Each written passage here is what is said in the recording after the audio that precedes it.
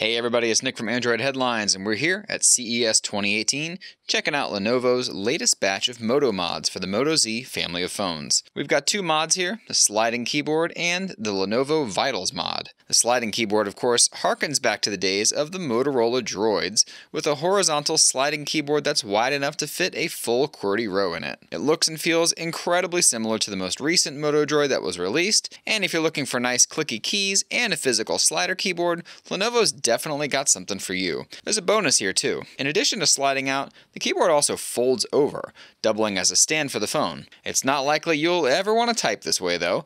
It's terribly small for such a thing, but it's definitely more useful than the old kickstand that some phones came with a long time ago. The keyboard will be available in the coming weeks for $99. The second mod is Lenovo's Vitals mod, one that's certainly going to have a bit more of a niche appeal than maybe even the keyboard slider mod will. As one of the largest Moto mods out there, this one isn't exactly designed to be kept on the phone most of the time, but it could come in serious handy for those that need it. Placing your finger inside the ring on the mod reads your vitals and reports back a series of important health data, including heart rate, core body temperature, respiratory rate, pulse oximetry in the form of SpO2, and the systolic and diastolic blood pressure. That's a lot of data for a quick touch on the back, and the portability of bringing something like this with other small, necessary medical supplies is also beyond handy for those that need it. The price of $395, however, definitely keeps it niche, and it won't be available until April. Lenovo did show off some other mods, like the Polaroid Instant Printer, but we've seen a number of these before, and all of them can be purchased in one way or another. It's really nice to see Lenovo still supporting the creation of mods to this degree though, and it proves that they're still behind the Moto Z family all the way. Check out our other CES 2018 coverage here on YouTube, and don't forget to check out AndroidHeadlines.com for 24/7 tech news coverage.